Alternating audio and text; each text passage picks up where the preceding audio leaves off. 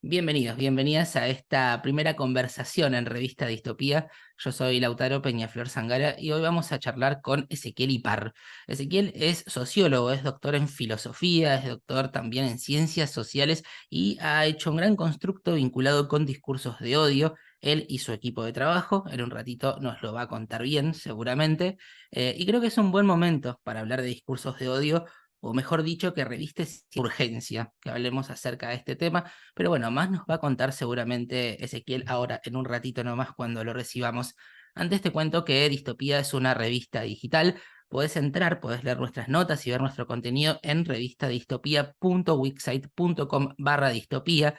También estamos en todas las redes sociales. Si nos buscas, nos vas a encontrar. En Instagram, por ejemplo, somos @revista.distopía. En X somos @somosdistopía. Y también estamos en Twitch, en este canal de YouTube y demás.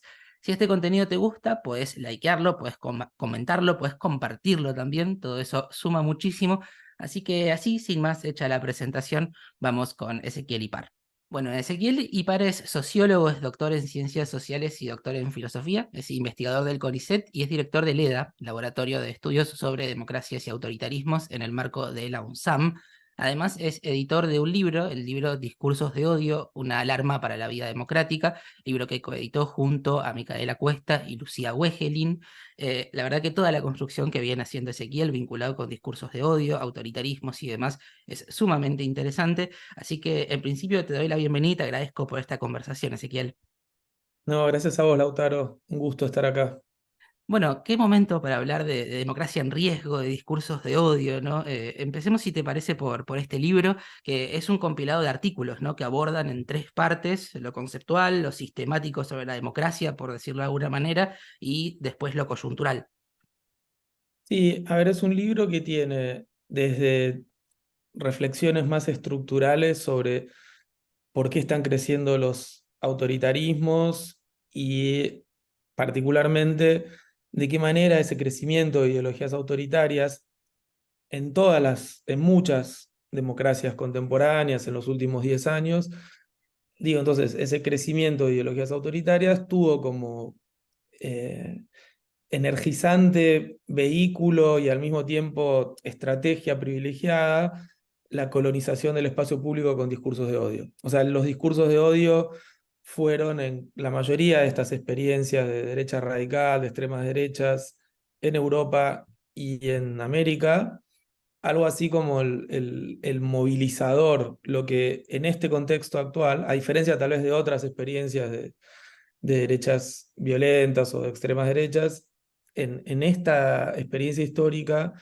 los discursos de odio, especialmente a través del espacio público digital, tuvieron ahí un papel. Y entonces lo que hacemos en el libro, muy rápido, es abrir un poco el debate conceptual, teórico, sobre qué es esta herramienta que usan las extremas derechas, que son los discursos de odio, ver un poco lo que se viene discutiendo a nivel internacional sobre esto, ver desde definiciones en el campo jurídico hasta la cuestión lingüística de cómo funcionan los discursos, qué fuerza, qué performatividad tienen en la vida política.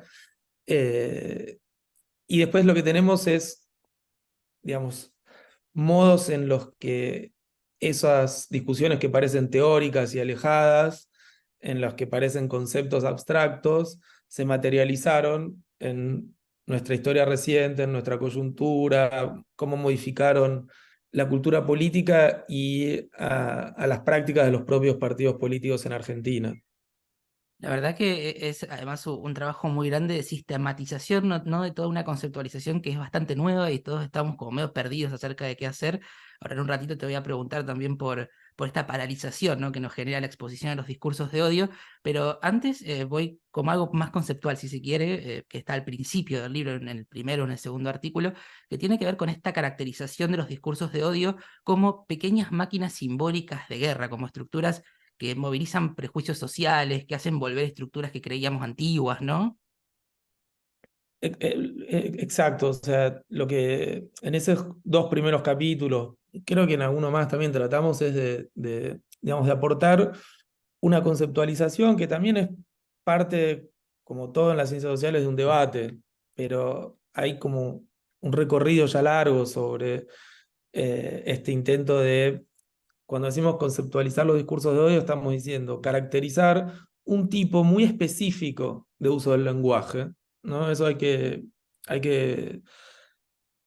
que precisarlo porque como hay implicancias que pueden ser jurídicas, hay implicancias que son morales, entonces es importante decir, discurso de odio no es el discurso enunciado por cualquier persona en una situación emocional de odio y que entonces se manifiesta de una determinada manera. No es esa conexión trivial entre una pasión subjetiva y un tipo de expresión simbólica, fundamentalmente la expresión lingüística.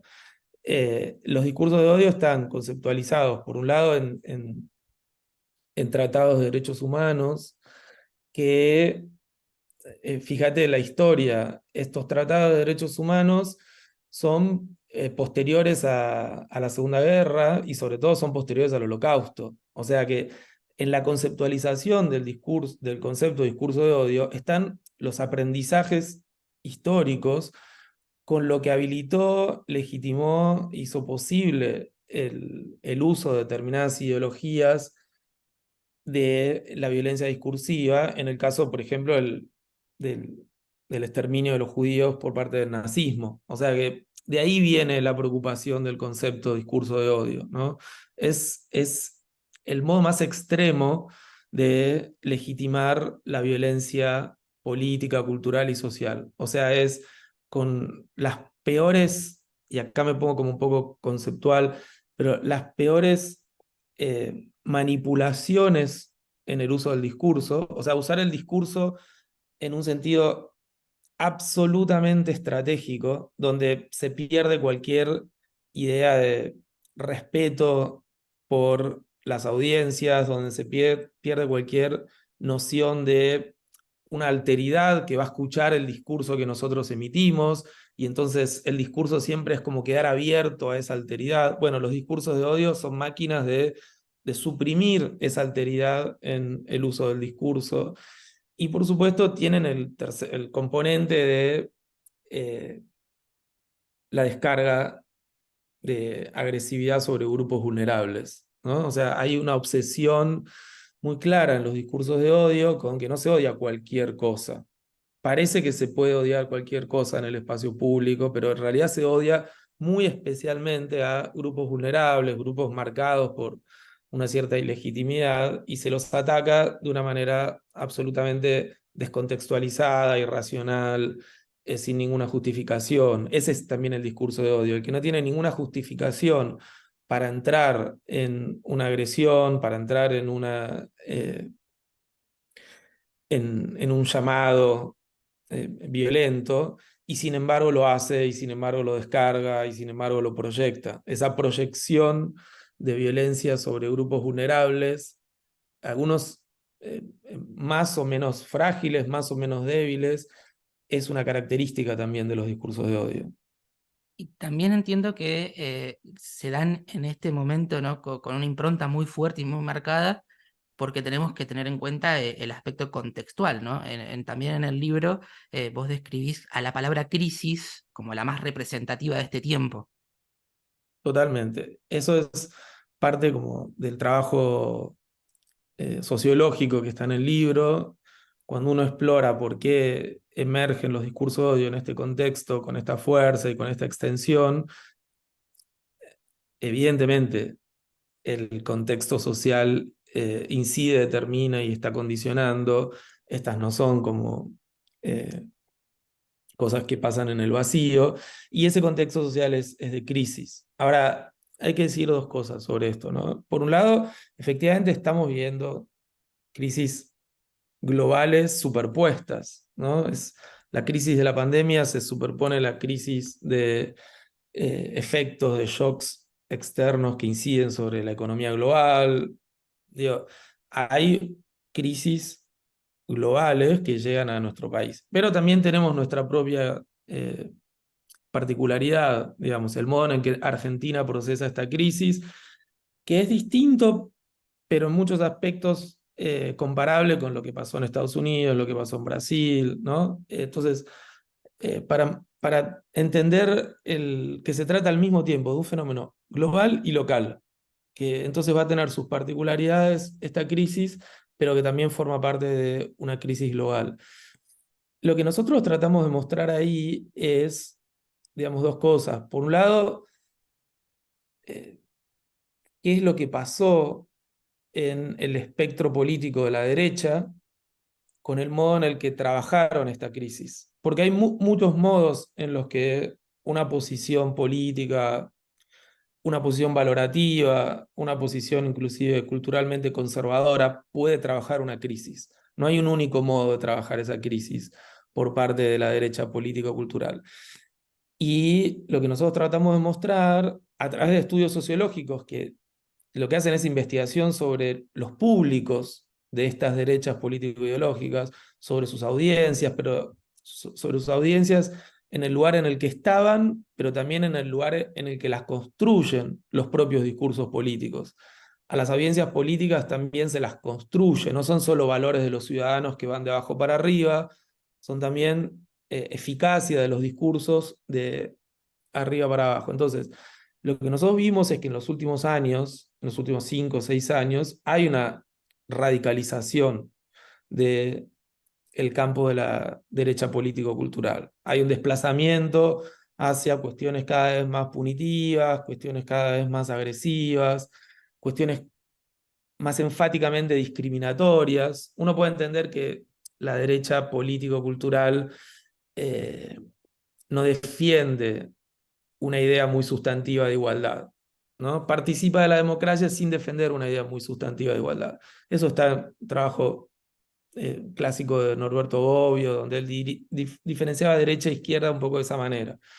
La derecha como privilegiando una libertad que se aleja de sus compromisos con la igualdad. Pero bueno, pero la derecha que juega el juego de la democracia tiene que incorporar en su idea de libertad alguna relación con la idea de igualdad. Tiene que incorporar el respeto de todos ante la ley, tiene que incorporar la igualdad de los ciudadanos, la igualdad de eh, los que tienen derechos.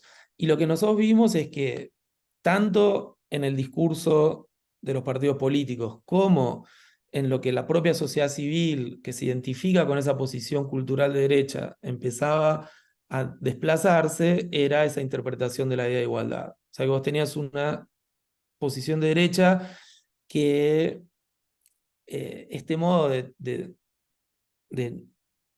no hacer una interpretación enfática de la idea de igualdad dentro de la democracia, ya lo empezaba a traducir en formas de libertad sin igualdad, o directamente después formas de libertad que implican discriminar a otros, que implica eh, subalternizar de un modo muy explícito a otros. Hay un texto en el libro donde nosotros analizamos esto como en las metáforas de las fronteras sociales, que ya en el último escalón terminan siendo fronteras geográficas. Se empieza a diseñar a partir de una determinada cosmovisión ideológica que el país tiene que ser como, digamos, relocalizado, que el país tiene que ser redistribuido a partir de muros, ¿no? Y esta metáfora del muro que divide, eh, en este caso, fronteras adentro, ¿no? La fantasía era, y es algo que puede pasar ahora inclusive en las elecciones, como una parte de Mendoza, Córdoba, una parte de la provincia de Buenos Aires, la capital, separándose con un muro, al estilo del muro de Berlín, del resto del país.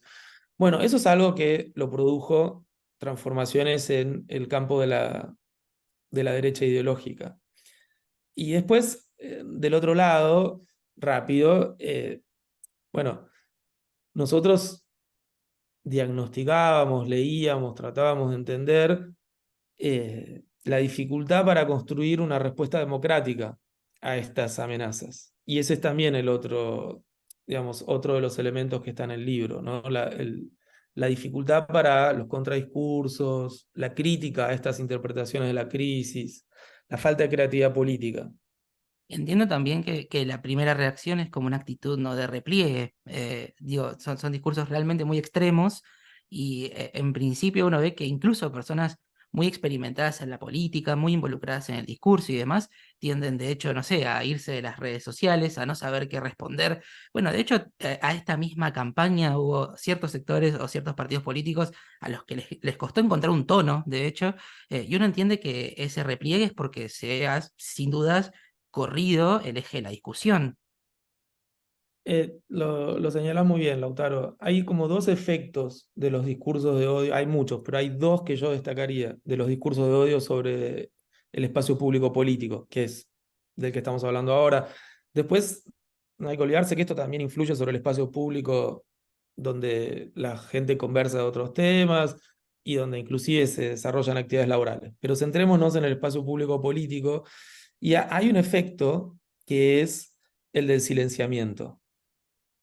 Y este es un efecto grave que a veces no se lo toma en cuenta cuando se discute eh, temas muy importantes vinculados a la libertad de expresión, la institucionalización de derechos para hacer un uso muy amplio de la palabra en el espacio público, de poder eh, expresar malestares, de poder demandar, tomar posición, obviamente, opinar con una multiplicidad de lenguajes. Y yo estoy enfáticamente a favor de la libertad de expresión en el espacio público, sobre todo en el espacio público político. Ahora, los discursos de odio, digamos, articulados con la fuerza de las nuevas tecnologías de la comunicación digital, está bastante demostrado que producen este efecto que vos mencionabas, que no es casual y no es psicológico, que es el silenciamiento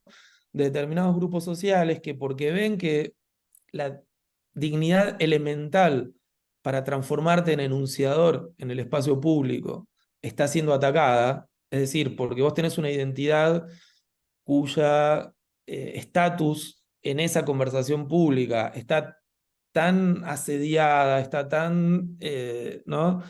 Eh, todo el tiempo puesta en jaque, todo el tiempo amenazada, que uno de los efectos constatados, digo, acá en Argentina y en el mundo, es el retraimiento, el alejamiento de determinados grupos, y el efecto de eso es el silenciamiento. Entonces, acá hay un efecto paradójico, porque, y se puede acercar al tema de la paradoja de la tolerancia, ¿no? Porque si vos tenés un sistema donde cualquier cosa se puede decir y nunca es cualquier cosa, porque fíjate que estamos diciendo cualquier cosa se puede decir y entonces lo que vos habilitás son discursos de odio muy violentos que promueven la violencia, que promueven la estigmatización radical de determinados grupos sociales. Y lo que tenés como efecto es que esos grupos, por ejemplo, racializados, por ejemplo, marcados por su identidad de género, por su preferencia sexual, si esos grupos se empiezan a eh, eh, tener que recluir, se empiezan a tener que ocultar, para defenderse, entonces no se puede decir todo, porque ahora hay voces del otro lado que ya no se pueden enunciar. Hay eh, grupos enteros que empiezan a no expresarse por miedo.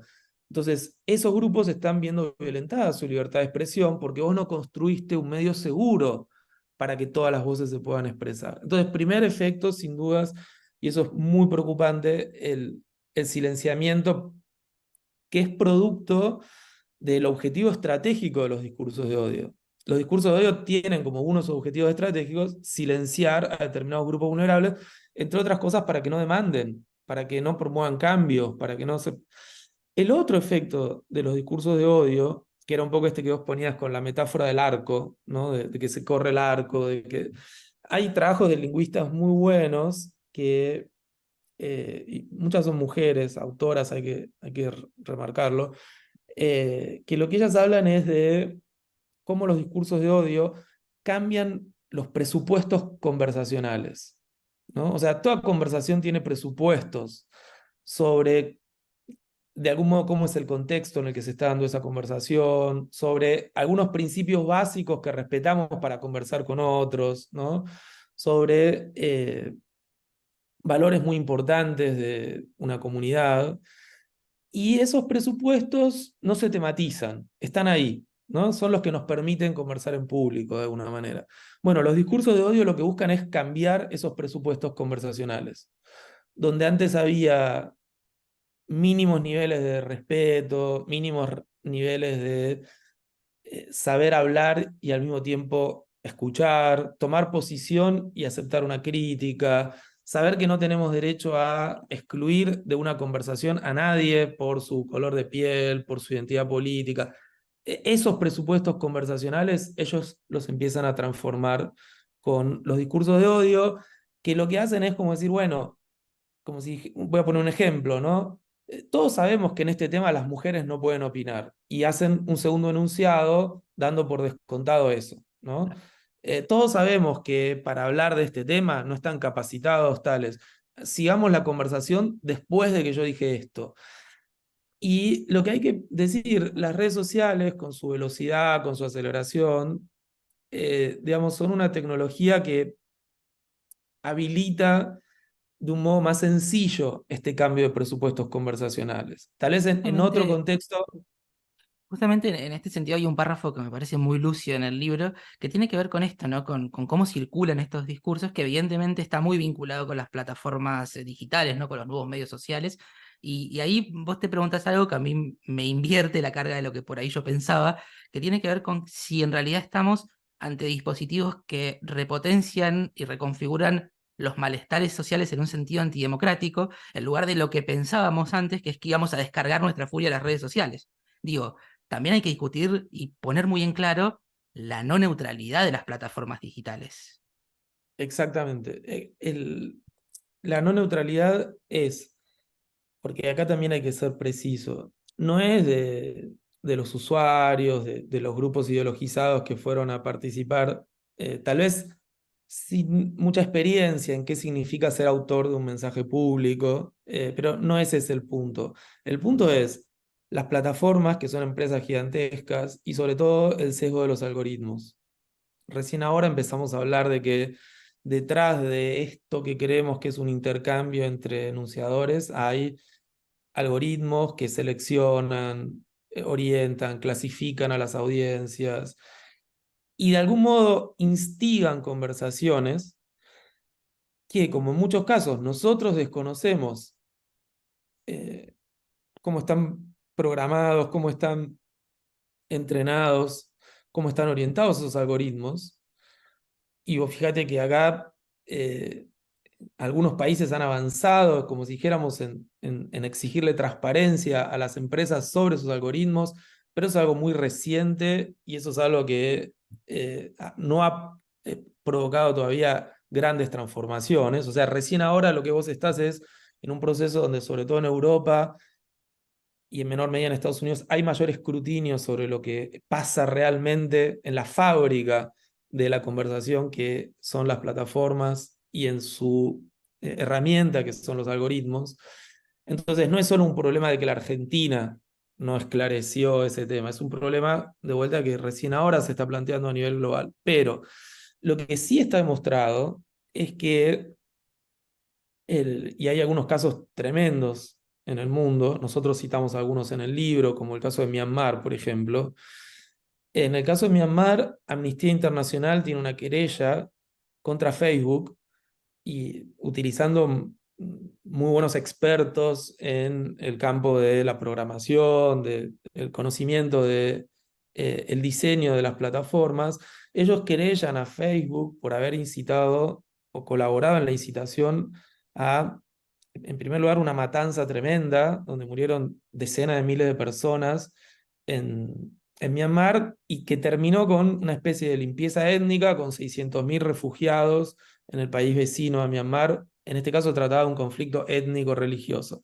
Pero lo que demuestra la querella de Amnesty es que no se trata de que a Facebook le faltaron moderadores para hacer algo con los discursos violentos o los discursos que incitaban a, en este caso, a prácticas genocidas directamente, sino que el algoritmo de Facebook instigaba la reproducción de esos mensajes que contenían los discursos de odio más violentos donde a veces lo que sucedía era que, bueno, Facebook reaccionaba con una moderación que bajaba un posteo, pero ese mismo posteo había sido replicado por decenas de miles de réplicas y de cuentas, y Facebook no hacía nada con todas esas réplicas. Entonces, vos fíjate, estamos hablando acá del caso extremo de los discursos de odio provocando crímenes de odio, de vuelta, violencias masivas.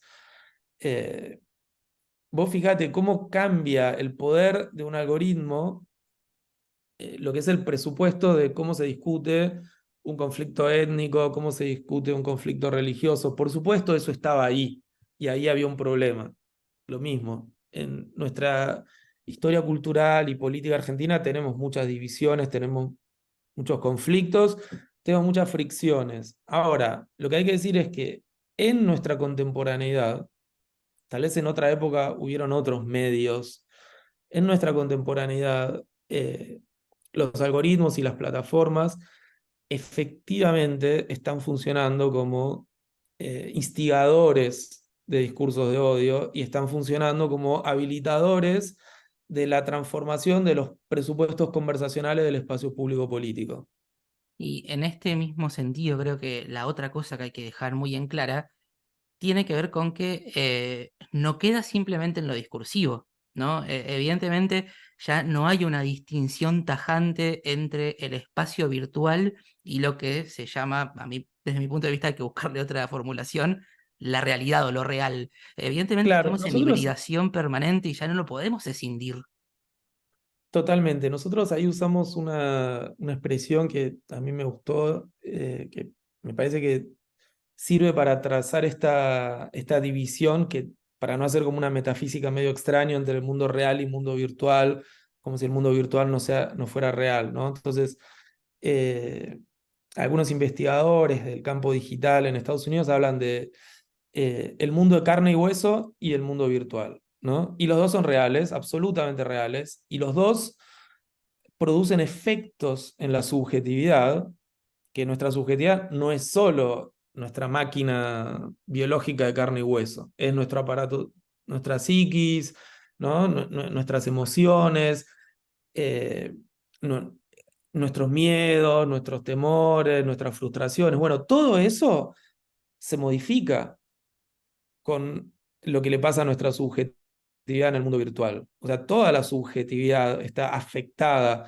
por lo que sucede en el mundo virtual, por lo tanto es extremadamente real. Y para, digamos, ese es como otro campo también, donde se cruza con los discursos de odio, eh, pero hay estudios actuales sobre patologías psíquicas que surgen de esta trama violenta, oscura y compleja en la que se transformó el espacio público virtual. Y esto incluye desde problemas de eh, anorexia, bulimia, patologías vinculadas al modo en el que circulan las imágenes idealizadas en Instagram, pero también, un poco el tema que estábamos tocando, pero también estos casos de bullying, de asedio virtual, que alguien dice, bueno, es un asedio que solo... No, hay asedios virtuales que terminan teniendo efectos psicológicos sobre las víctimas que son exactamente iguales que los asedios que suceden en la calle, ¿no? Entonces, eso está bueno marcarlo. Lo que pasa en el mundo virtual le pasa realmente a los sujetos. Y algo de esto queda muy en claro en Argentina, en algo que vimos todos, que también nos dice muchas otras cosas, ¿no? Que también podemos conversar. Pero bueno, queda muy en claro mucho de esto que estamos hablando con el intento de asesinato a Cristina Fernández de Kirchner. Vos lo categorizás en el libro como el acontecimiento de violencia política más previsible y explicable de la historia reciente. Sí, sin duda, para hablar de discursos de odio en Argentina en el último tiempo, no podíamos mencionar y trabajar de alguna manera en el libro ese episodio porque es como la punta de un iceberg también, ¿no? Es un claro hecho de violencia política, es un hecho que en lo que después fuimos descubriendo terminó vinculado a espacios de conversación que sucedían a través de estas plataformas digitales. Uno las puede pensar a esos encuentros en los space de Twitter o en otras redes sociales como espacios de radicalización política, y acá radicalización en el sentido perfecto de, digamos, en el sentido claro, me refiero de eh, grupos que tenían determinada posición política e ideológica, que tenían determinadas adversidades y que en esta conversación empiezan a justificar hechos de violencia y empiezan a planificar esos hechos de violencia política. Entonces, sin duda, el discurso de odio y el intento de asesinato de la vicepresidenta es un tema que tratamos, que yo lo conectaría con otro artículo que está en el libro, que es el del estudio sobre los haters, ¿no? O sea, que por supuesto, esa es como una especie de etnografía que hicimos, que con parte de los miembros del equipo de investigación, que la verdad que fueron varias entrevistas sobre perfiles de odiadores virtuales, digamos.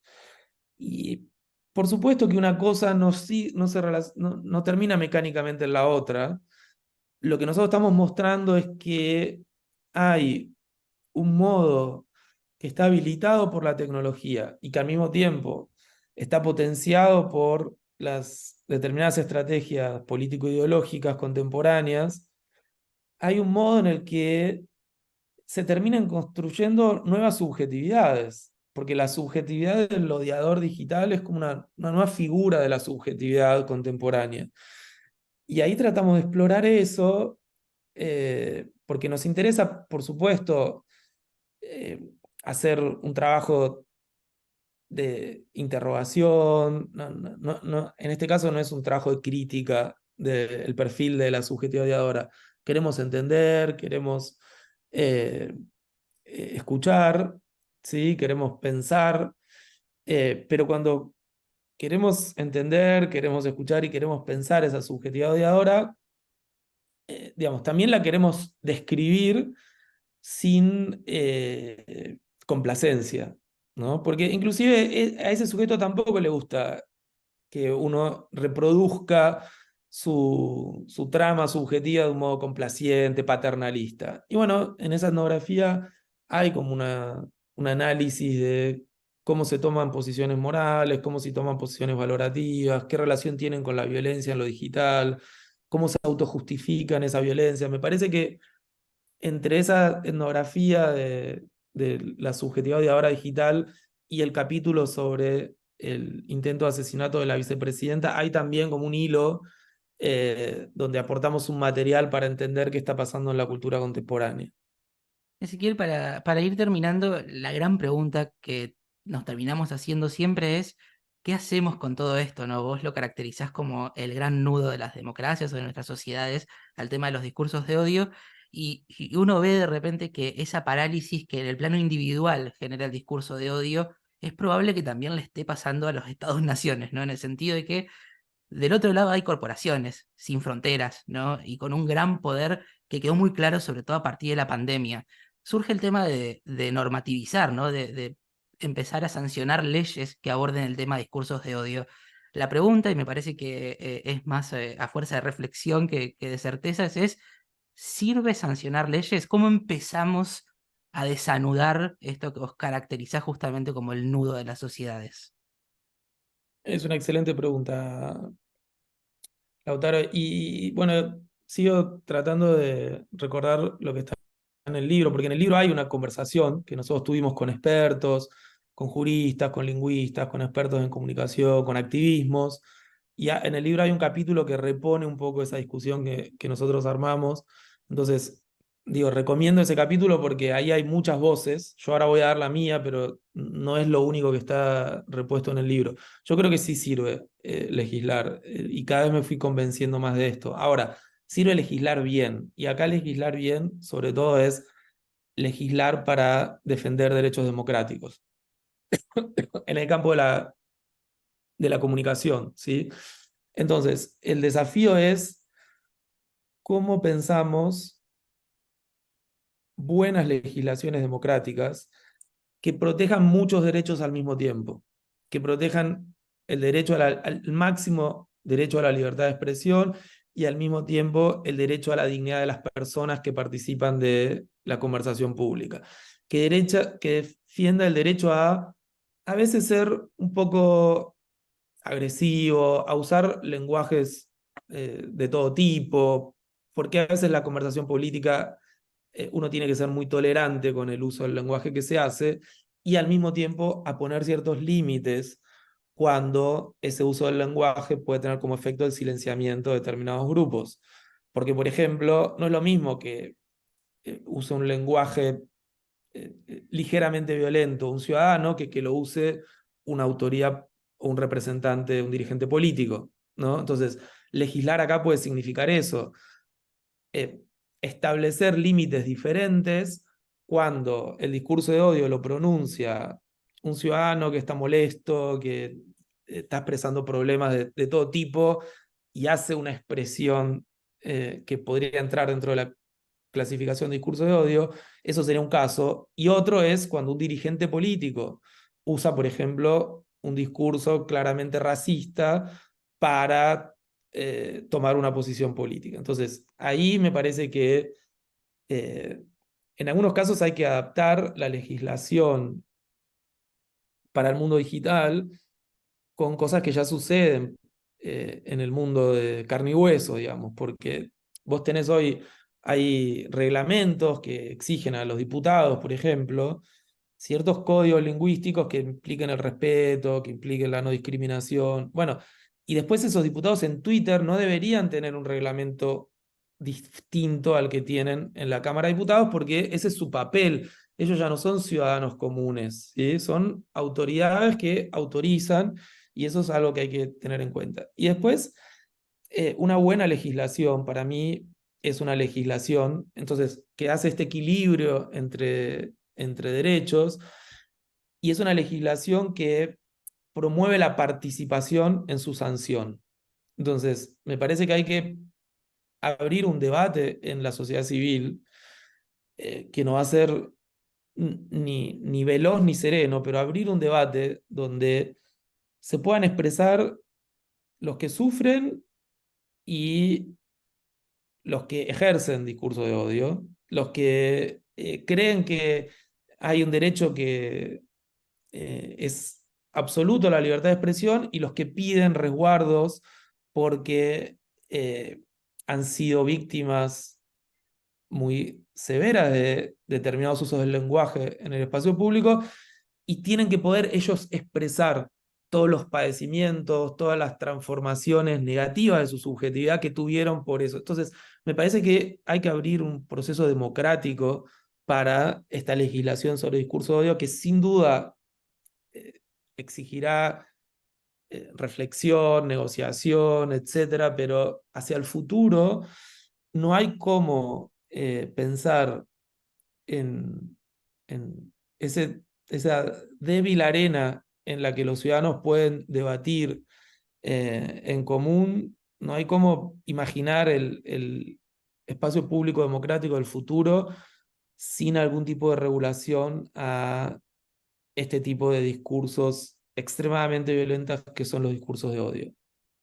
Ezequiel, te agradezco mucho por estos minutos de comunicación. Vuelvo a recomendar el libro del que sos coeditor junto a Micaela Cuesta y Lucía Wegelin, Discursos de odio, una alarma para la vida democrática. Sin dudas es una gran guía y ordena mucho toda esta discusión y todos estos temas que fuimos desarrollando, que sin dudas inquietan, ¿no? Por su actualidad y sobre todo por la emergencia, por la urgencia que tiene su debate y su conversación.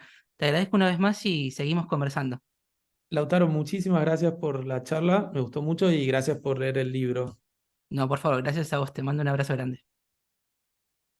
Bueno, así se nos ha ido nuestra primera conversación en Revista Distopía. Espero que la hayas disfrutado. Te recuerdo los datos del libro de Ezequiel y para su equipo por si querés acceder a él. Se llama Discursos de odio, una alarma para la vida democrática. Ezequiel es editor junto a Micaela Cuesta y Lucía Wegelin. Es un material, como habrás notado, sumamente relevante para este tiempo. Creo que la urgencia de hablar de discursos de odio queda puesta de manifiesto. No hace falta explicarla mucho más. Pero bueno, de esta manera damos por concluida nuestra primera conversación. Como te decía al principio, espero que sea la primera, pero no la última. Te agradezco muchísimo si llegaste hasta ahí. Te recuerdo también que si querés colaborar con Distopía, además de compartir este material, de likearlo, de ponerle me gusta a este video, de compartirlo con quien vos creas que le puede interesar y demás, también puedes hacernos aportes. Esto es importante para que pueda sobrevivir nuestro medio, que es totalmente autogestivo y le ponemos muchas ganas, pero también para crecer, ¿no? Para que podamos ir haciendo cada vez más cosas, hacerlas mejor. Así que bueno, vas a encontrar un link de pago por si querés aportar y obviamente se agradece muchísimo si es que decidís hacerlo. Será hasta la próxima conversación. Nos seguimos viendo, leyendo y escuchando en Distopía.